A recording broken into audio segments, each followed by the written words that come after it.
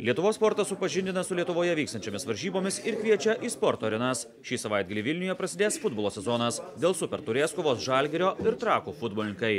Komanda visą laiką yra ambicinga ir ištroškusi tų trofėjų ir kuo daugiau eiti į istoriją. Tokio titulo neturiu ir tai tikrai motyvuos ir manau kiekvieną iš mūsų. Dėl Lietuvos čempionų vardų sostinėje kovosiantys Kyokushin karate kovotojai tvirtina, kad laimėti Lietuvos čempionatą yra sunkiau negu Europos. Lietuvos čempionas labai retai netampa Europos čempionu, čia labai retai.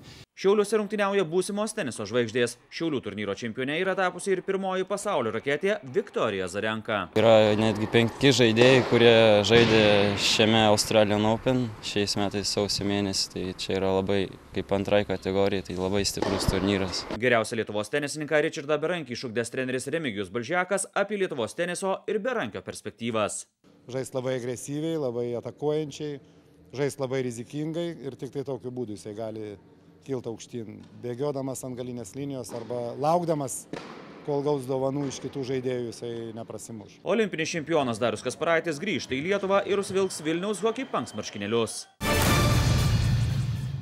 Prasideda Lietuvos futbolo sezonas. Sekmadienį Vilniaus Sportimos arenoje vyks Lietuvos futbolo federacijos Super taurės rungtynės. Čempionai Vilniaus Žalgirio futbolininkai susitiks su vicečempionu Trakų klubu. Specialiai šitom rungtynėm nesiruošėm ir būtent, ką jau nekartą esu sakęs, kad nesinori sureikšminti vienų rungtynių titulo, kuris susideda tik tai iš 1 rungtynių, nes gali laimėti šią taurę, o galutinis tikslas vis viena yra laimėti Lietuvos futbolo federacijos taurę, taip pat laimėti čempionatą, gerai sužaisti čempionų lygos atrankoje, tai čia yra mūsų pagrindiniai tikslai, bet aišku visada teigiamas emocijos užplūsta, kada tu laimi trofėjų ir žaidėja, manau, tikrai padėtų greičiau įsilieti ir naujokam į komandą, todėl kaip ir įpareigoja Žalgirio vardas, negalvojam apie taurę, tačiau galvojam apie tai, kaip laimėti sekančias rungtynės. Super taurės varžybos, kaip ir čia sezono atidarimo rungtynės, vis tik tai aš manau, kad nežiūrint tai, kad čia iš 1 rungtynių ir aišku, gal ten čempionato fonui, sakykime, gali neturėti kažkokios įtakos, bet aš manau, kad psichologinės įtakos vis tik tai turės ir gali turėti net nemažos reikšmės, sakykime. Tai bet kurios komandos sėkmės, sakykime, vienose ir po to trečiadienį dar kitose rungtynėse, tai taip, kad 2 rungtynės iš eilės lošti su viena komanda yra visą laiką sudėtinga. O čia kovojant dėl titulo ir sakau, atidarant sezoną, tai manau, tos rungtynės tokios galbūt daugiau reikėtų plačiau pasižiūrėti, o ne tik tai kaip į super taurę, kaip į tokį, ta prasme, į vieną titulą, vieną trofėjų. Kiekvienos rungtynės yra svarbios ir išeini į aikštę negalvoji, ar ten tos rungtynės yra svarbesnės ar ne. Man kiekvienos rungtynės, o labiau kaip man artėjant jau, sakykime, karjerai į pabaigą, nors planuoju žaisti iki, kol stadiono nepastatys, tai aš tikiuosi, kad tiek ir žaisiu. Tikiuosi, kad stadionas dar 5-7 metus nepasistatys. Tai va, kiekvienos rungtynės, sakau, yra svarbės ir išeinu į tos rungtynės ir to labiau kaip taurė, tokio titulo neturiu ir tai tikrai motyvuos ir manau kiekvieną iš mūsų. Komanda visą laiką yra ambicinga ir ištroškusi tų trofėjų ir kuo daugiau eiti į istoriją. Čia ne tik trofėjai, bet tu eini ir istoriją, taip kad komanda labai yra rimtai nusiteikusi ir alkana dar kiekvieno varžybų ir kiekvienų trofėjų, taip kad ir čempionų titulų. Lietuvos čempionato favoritėmis vadinamos Žalgirio ir Trakų komandos skirtingai pasitinka sezoną. Žalgirio gretose pasikeitė daugiau negu pusė komandos, tuo tarpu Trakai išlaikė komandos branduolį. Trakų branduolys išliko, daug žaidėjų nepasikeitė, gal pasistiprino vienu kitu. Ir tai, manau, yra naudinga komandai, kai komanda yra susižaidusi.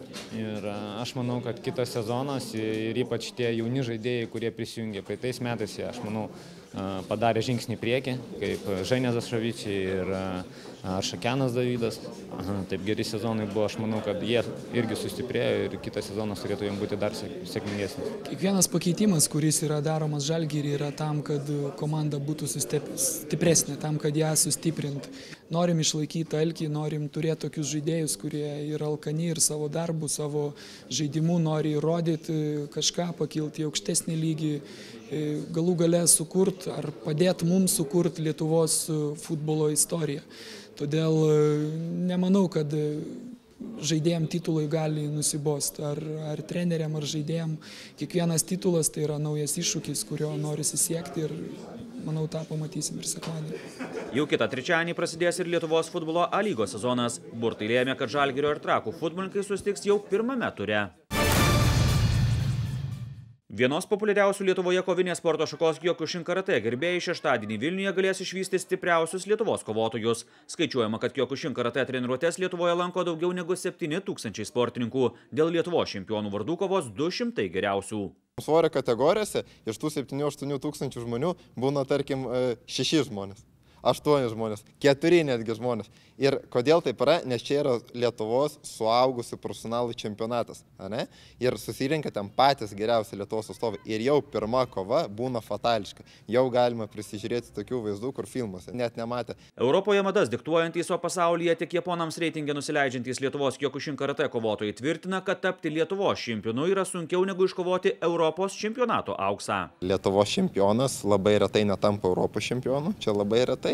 Lietuva Europai pagal reitingus, čia faktas, 10 metų išėlės pirmi.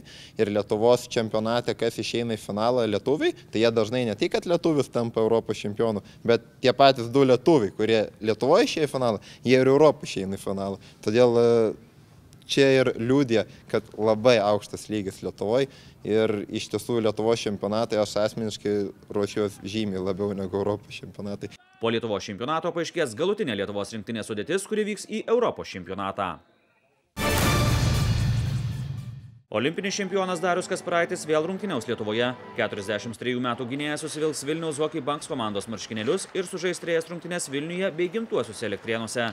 Rusijos rinktinėje atstovavęs Kasparaitis svajoja žaisti Lietuvos rinktinėje, tačiau turi 5 sezonus iš eilės rungtyniauti Lietuvos čempionate. Šis sezonas Kasparaičiui bus 3 Vilniaus klubo gretose.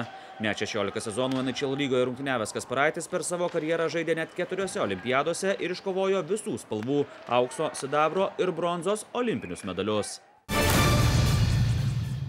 Elektrėnų Energijos ledo ritulininkai penktadienį namuose gali iškovoti kelialapį į Baltarusijos aukščiausios lygos pusfinalį. Elektrėniškiai sėkmingai pradėjo ketvirtfinalio seriją ir svečiuose 2 kartus nugalėjo Žlobino Metalurgą. Ketvirtfinalio serijoje iki 3 pergalių Energijai trūksta 1 pergalės. Jeigu prireiks 4 serijos rungtynių, jos vyks šeštadienį taip pat Elektrėnuose. Šiauliuose rungtyniauja būsimos teniso žvaigždės. Lietuvos teniso sostinė vadinamuose Šiauliuose vyksta Tarptautinės teniso federacijos ITF 18-mečių turnyras. Tai yra antros kategorijos turnyras, jis yra realiai pačios aukščiausios kategorijos turnyras Baltijos šalyse šitame regione. Dalyvauja virš 20 šalių, 64 sportininkai. Manau, kad šiemet turnyras ypatingai stiprus berniukų grupėje, kadangi turime 6 žaidėjus, kurie yra top 100 reitingą turi. Ir išskirčiau Estą Kenneth Raismą, kuris yra 19 pasaulyje šiemet. Na, iš mūsų lietuvaičių stipriausias vaikinų grupėje Robertas Vrazinski, kurio reitingas 53. Šis turnyras ypatingai šiais metais yra labai stiprus, atvažiavo labai daug žaidėjų iš visų, kaip ir Europos beveik šalių. Yra netgi 5 žaidėjai, kurie žaidė šiame Australian Open šiais metais sausio mėnesį, tai čia yra labai kaip antrai kategorija, tai labai stiprus turnyras. Ryškiausia turnyruose Šiauliuose žaidusi žvaigždė buvusi pirmoji pasaulio raketė Baltarusė Viktorija Zarenka. Per visą istoriją Šiaulių turnyrą yra laimėjęs tik vienas lietuvis Dovydas Šakinis. Tikimasi, kad Lietuvoje atsiras ir daugiau talentų. Didelės viltys siejamos su Iveta Daujotaite, kuri yra viena perspektyviausių 16-mečių tenisininkių visoje Europoje. Nedrįsčiau teikti, kad šiai dienai kažką turim tokio iš Lietuvos mastų, iš vaikinų. Iš merginų galbūt ateityje, sakykim, Iveta neblogai startuos, taip pat yra Vilnietė Paulina Bakaitė, kuri taip pat žais šitame turnyre, irgi yra stipri pakankamai. Tai manau, kad jų prognozė, sakykim, profesionalų karjerų, jeigu jie tęs tą karjerą, tikrai bus neblogos. Geriausią Lietuvos tenisininką Ričardą Berankį išugdęs treneris Remigijus Balžekas sako, kad Lietuvoje yra perspektyvių tenisininkų, tačiau sunkiausia jiems tada, kai reikia pereiti iš jaunimo į suaugusiųjų profesionalų tenisą.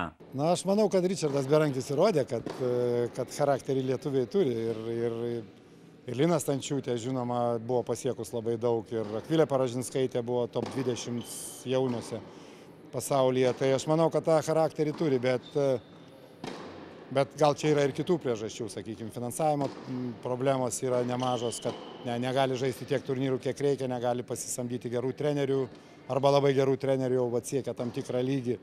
Bet manau, kad lietuvių charakteris yra geras, jie yra darbštus, bet gal šiek tiek trūksta čempioniško to charakterio, bet kad mes esam kovotojai ir mes stengiamės būti kovotojais, tai faktas. Pastaruoju metu iš šalies Ričardo Berankio žaidimą stebintis Balžekas tikisi, kad buvęs jo auklėtinis turi potencialo būti tarp geriausių pasaulio tenisininkų ir kilti daug aukščiau, negu dabar ATP reitinge užimama 86 vieta.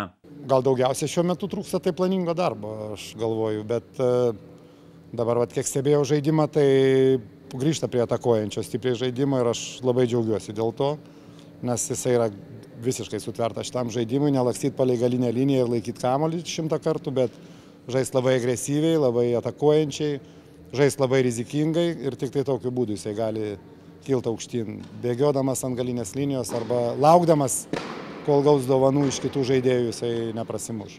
Bet aš šventai tikiu, kad jisai turi galimybę būti tarp 20-50 tikrai. Jau kitą savaitę Šiauliuose vyks Deiviso taurės turnyras, kuriame susitiks Lietuvos ir Norvegijos rinktinės. Lietuvos rinktinėje žais geriausi šalies tenisininkai, vedami Ričardo Berankio ir Lauryno Grigelio.